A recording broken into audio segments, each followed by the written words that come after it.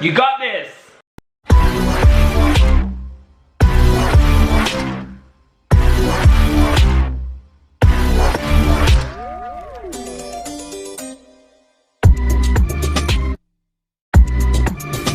Hey guys, what is up and welcome back to my channel, and today I will be reacting to episode 6 of SKAM season 3, and the response to the first 5 videos have been incredible. I have been loving to see your comments and your feedback and your like little insights because obviously I have not watched season 1 and 2, and obviously that actually leaves a bigger hole in the show.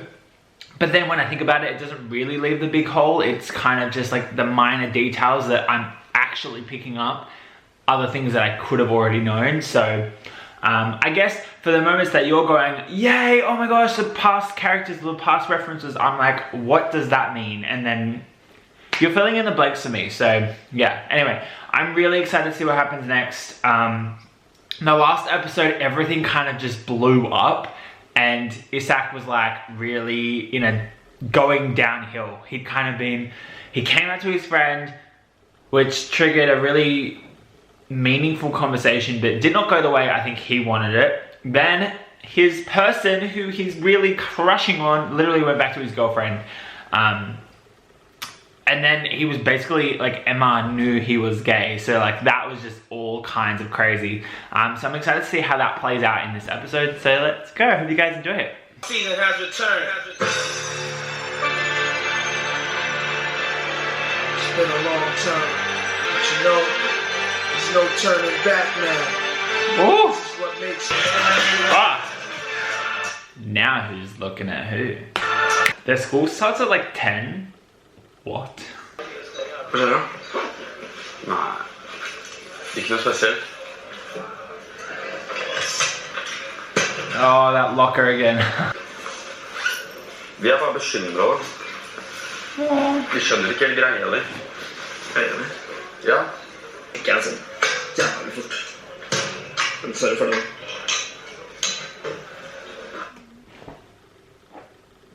Okay.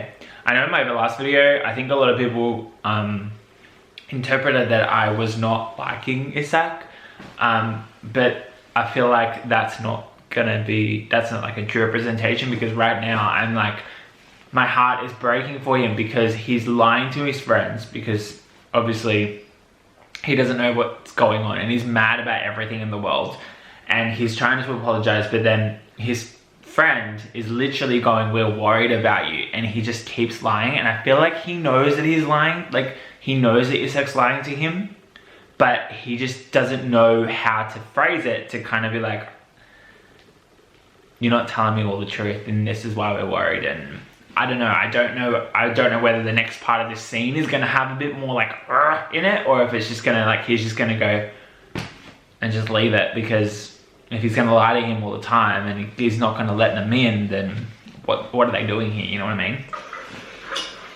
Ok. Men si fra da. Så har jeg lyst til å snakke om det.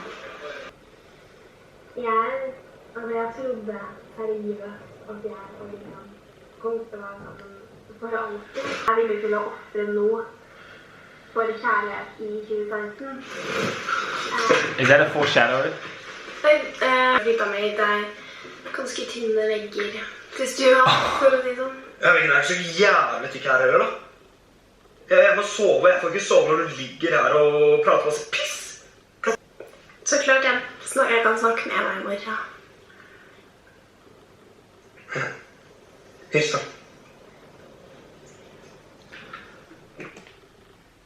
I feel like they portray it really, really well. Like, he's got so many things going on in his brain, and his temper, the way that he snaps all the time, that's like a telltale sign of like something is going on in his head. We know what's going on in his head, kind of, but everyone else is seeing this and like not sure how to respond.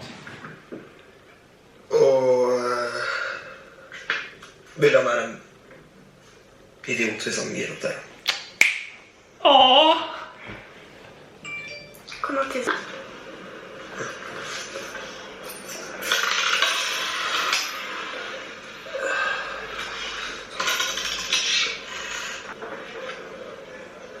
I just want to give him a hug now. I really do.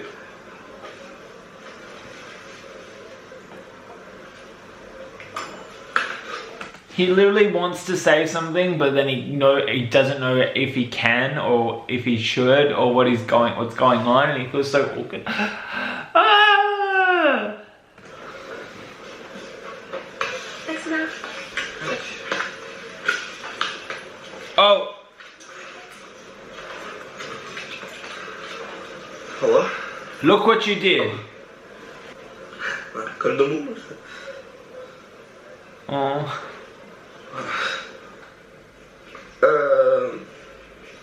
Jeg har slitt litt med søvnen i det siste.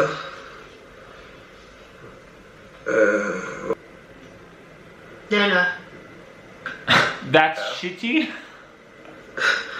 Så jeg tenkte på om jeg kunne få noen piller eller noe sånt. Fordi, ja, selv om kanskje ikke, selv om det ikke er bil. Nei, men du beveger deg jo rundt i trafikken. Og det er ett uoppmerksomt øyeblikk. Så smeller du inn i en semitrailer, knekker nakken, blir langt fra halsen av det. Handler du det, har du What? med søvn.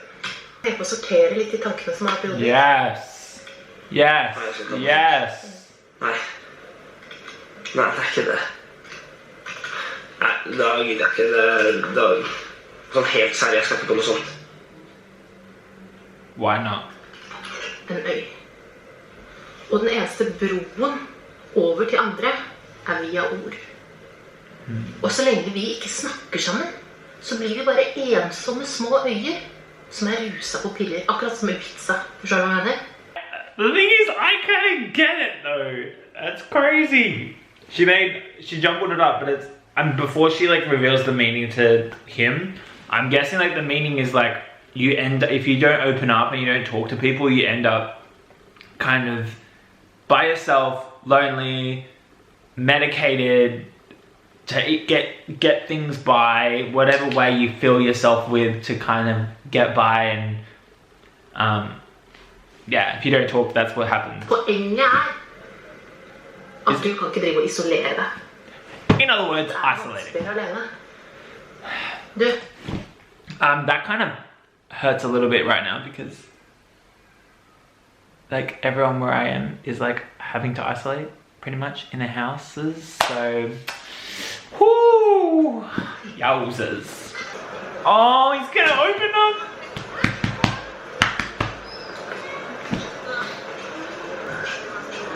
You got this.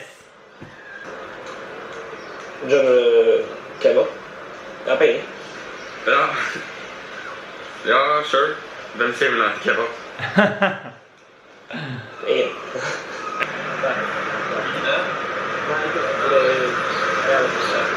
Oh, it's damn busy. Can he have a serious chat? På føttene hennes, liksom. Og han spydde mer og mer og mer. Og så stoppet han liksom i noen sekunder. Og da fikk hun hjelp liksom rom til å skrike bare. Hva faen? Du vet, jeg tenker gjerne at jeg har vært litt sånn spesialist. Det er litt på grunn av en person jeg liker, altså. Hun, Emma. Gjett. I guess. Jeg klarer ikke gjette da.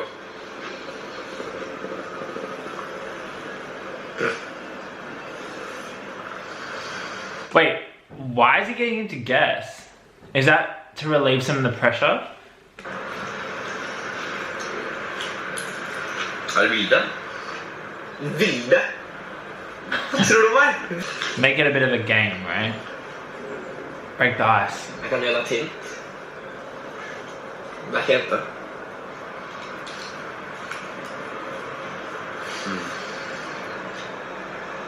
He didn't react to that. I love that. Okay, maybe he's now. Er det meg? Nei! Deg! Nei. Hva faen? Ja, jeg vet da faen, du må bare si det da. Okay, why did that end up so funny? I like how he phrased that. It was like, it's because that's someone I like, take a guess. He couldn't guess it, give me a hint, it's not a girl. And then he does the obvious thing, it's like, is it me? I love that. Nei, hva? Er jeg helt totalt uattraktiv, eller? Aww. Nei, det er ikke det. Ja. He's kind of cute though. You can tell he's thinking about what he's going to say next. Kjekk type han da. Ja, hva skal jeg si da? Jeg vet ikke selv. Nei, jeg vet faktisk ikke helt nå. Skjønner ikke en dritt fordi han er sånn sykt frem og tilbake type. Og så er han dame. Ja. Halla? Nei, shit. Ja, hvor da? Jeg er litt usikker på om jeg gidder å stikke så langt før først.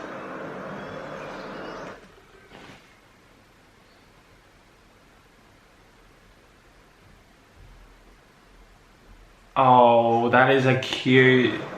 Ja, vi ses der da. How did he get that in there? Ok, vent da.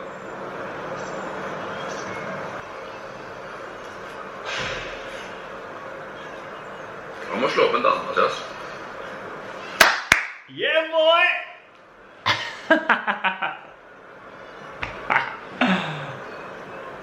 Yeah, he does.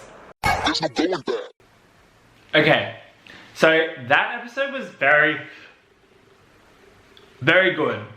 In a way that it was the episode that contained, I would say, ISAK's main coming out kind of story, right? Like, not story, we're not done yet. But it had, I reckon, the biggest one he had to do, because the person he mentioned it to and spoke to in the last episode, he's already gay, so he kind of has that. He was like a safe one to go first because he knew he'd be accepted because he's kind of similar, even though they turned into that chat where they're like, I'm not like you, I'm not that. Anyway, but I don't even know his name. I feel like it's Jonas, but I don't know. He seems like the one that is his oldest friend that I've kind of put together, because he's always a bit more aware of what's going on and noticing something's wrong. And I like that of all the people, he chose him. And once again, they nailed the scene of it. I love how he phrased it. I've seen so many coming out scenes, it is not even funny. I love that each one, every time I watch one, it's very different. And I guess it's like really related to the characters itself, like the friendship or that relationship that the person is talking to, because it always stays on character and it's not some generic like statement that everyone replicates. Like, this one was the most freshest that I've ever seen so far. Like, most of the time they use the words gay and they use the labels in there or that type of thing. But I like that he put it in a bit of a game, and I think that made it more comfortable for him. Do you know what I mean? Like, I genuinely think it made it a bit easier for him to get the words out, which is a good point and a good thing, because saying it is like the hardest thing. You can see him stewing over it. Definitely like the idea of him eating, or them having like a kebab or a shared kind of meal together. Not shared meal, but like a piece of food during that scene, because then any awkward moments where his friend couldn't know what to say, he could take a bite, and that gives him like that extra 5-10 seconds to like compose something a little bit more. And you could just see also his friend like really thinking about what he's saying, right? And that shows his maturity as well. And the statement of he just needs to break up with his girlfriend after seeing the drawing, that was classic. So good. I loved it. Wow, I hope you guys enjoyed this reaction. If you did, give it a thumbs up, leave a comment down below, make sure to click subscribe, and don't forget to always leave me some comments about things that I missed in this episode, because it definitely has happened. But anyway, I'll see you guys next time. Bye.